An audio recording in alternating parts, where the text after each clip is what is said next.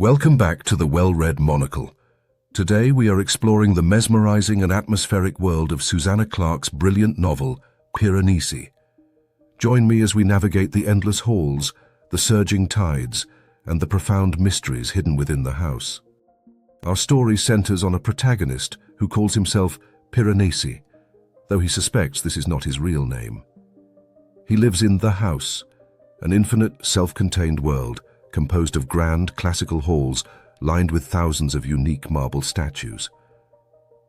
The house is divided into three distinct levels: the upper halls, which hold the clouds, the middle halls, where birds and men reside, and the lower halls, which contain churning ocean tides that routinely sweep through the vestibules.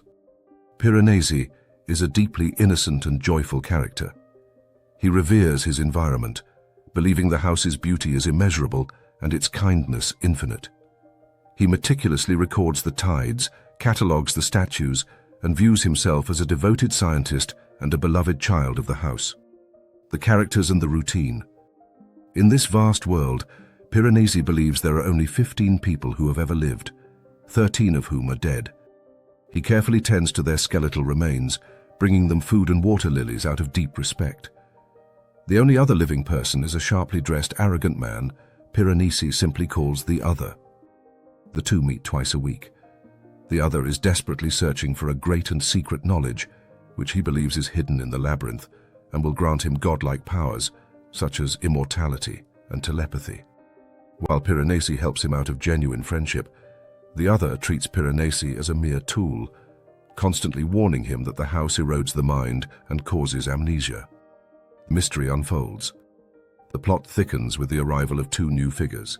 First, Piranesi unexpectedly encounters an elderly man he calls the Prophet.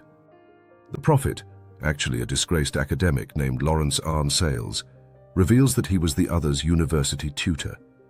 He explains that the house is a distributory world, formed by ancient ideas and magic flowing out of our own reality. The Prophet warns Piranesi that a 16th person is coming, and that the Other is truly his enemy. Soon after, Piranesi discovers chalk messages left by 16, whom the Other claims is a dangerous entity trying to drive Piranesi mad. In reality, 16 is an investigator and police officer named Raphael. The revelation.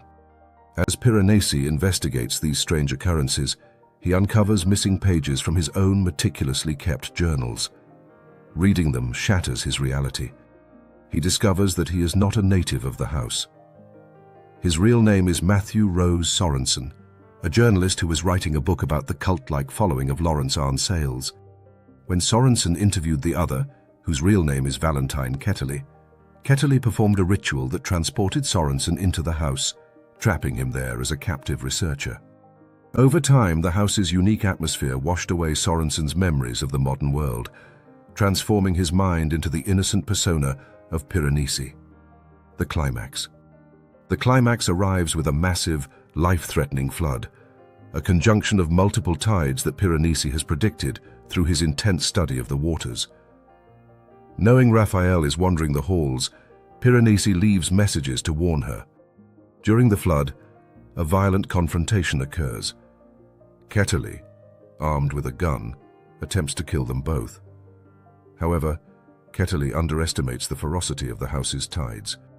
A massive wave sweeps him away, crushing him against the statues and drowning him, while Piranesi uses his deep knowledge of the labyrinth to climb to safety and rescue Raphael. In the aftermath, Piranesi must make a difficult choice. Ultimately, he decides to leave his beloved house and return to our modern world with Raphael. Back in reality, he struggles to adapt, finding the modern city noisy and overwhelming compared to the serene majesty of the halls. Yet, he is no longer just Matthew Rose Sorensen, nor is he solely Piranesi.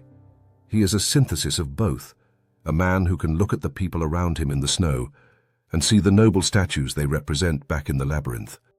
Piranesi is a beautiful, haunting exploration of isolation, memory, and the sanctuaries we build for ourselves. It reminds us that even in the darkest labyrinths, there is profound beauty to be found. Thank you for watching the Well-Read Monocle, and I will see you in the next chapter.